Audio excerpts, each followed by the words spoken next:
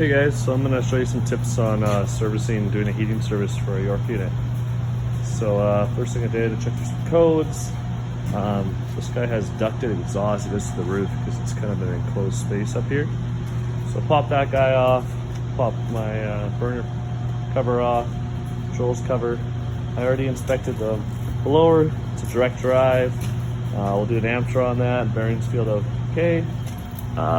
Next thing I did, pull this guy open, check the shunted contactor. A shunt means there's a contact on this side, and that side is always closed basically. And here's my compressor contactor. As you can see, bit of arcing there. The bottom side, a lot of arcing has been going on. So we're gonna get that replaced. So when you replace a contactor, there's a few things you need to know. One is the poles. So this is a 3-pole, 1, 2, 3. You need to know the amp level of it. It's FLA. This is a 30 amp, 40 resistive. And you need to know the coil voltage. This is a 24 volt coil. So see, coil's at the back there. If you ever needed to check what voltage your coil is, some of these don't say on them, like these nice Mars ones. Mars is the preferred one I find for me. You have to look at your diagram, or you can take a voltage reading on the back if it's calling, but just be careful. I've seen people short them out by doing that. Next, we're gonna come over here. So we have our igniter on this side. Goes up, easy way to tell. Just look where it comes off of the board. Second, we have our flame sensor.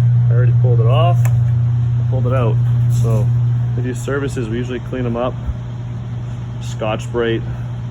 This one's pretty good. It's not going to take much effort to clean it. And then you want to check the porcelain. You want to look for any cracks. The porcelain's cracked, the flame sensor's going to fail or soon to be failed. So you'll want to replace that if it's cracked.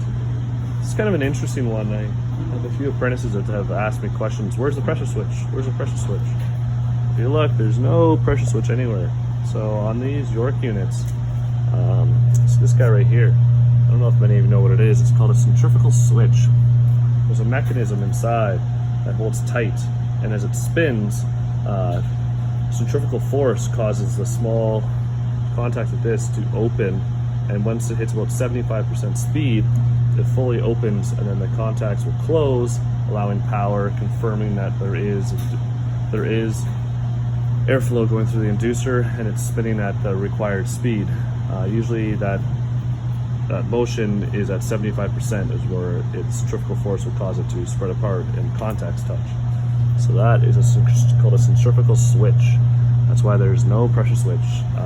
You don't see those in a lot of newer units just because if this switch fails, which it's very rare they fail, you have to replace the whole motor usually. Sometimes you can replace just the switch, but most places don't even carry it anymore. Versus a pressure switch costs like 15 bucks. That motor could be a couple hundred, and it's one of the reasons you don't see them anymore. But I personally love them. They rarely fail. The motor fails usually before it. Next, when we do the service, you can see this is kind of an older unit. It's kind of a bit odd, but you can see this line here. It actually has a pilot line that goes in, and it pre-lights the pilot line, and a split second later the main gas turns on. You don't see that on very many rooftops, especially small ones like this, or more just direct spark. So that's something to watch for if you're troubleshooting, and if you can't get flame, is make sure you have gas coming out. That's a common mistake. You'll want to check your gas pressure as well when you fire this guy up. Plug is just, it's just on the side, yeah, right here. So you'll want to check your gas pressure when you're firing up. For us, on this unit, with the altitude is 3 inches. So usually it's 3.5, but because we're above 2,000 feet, we're 3,300 feet, we have to reduce due to the oxygen level at this altitude.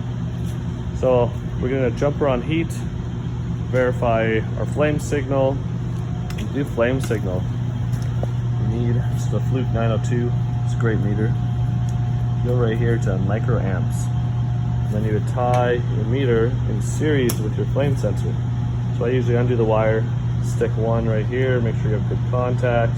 That'll lead to the cable there, and check the flame signal. We're gonna check gas pressure. We're gonna check our amps on our combustion motor. We're gonna look for a nice true blue flame. And then also you wanna look, and when the blower kicks on, if your flame goes bright orange and stays orange, usually it's a sign of a cracked heat exchanger. That's something to check. On these guys, we usually check the heat exchangers, but it's ducted on this guy, so it's quite difficult. We're not gonna do it on this service, so with it being ducted, I usually pull the whole top off, and then we can look at it fully. And then during the heating service, it gets quite cold here, so we have economizers. See these nice filters I put in. You're gonna wanna check your economizer next. So put a call in on R, Y1, and G. And if it's cool enough outside, your economizer will open and allow free cooling. So that's just the basics on servicing one of these guys. We can go in depth on other units, but I want to keep the video short. Any questions, comment away. Thanks.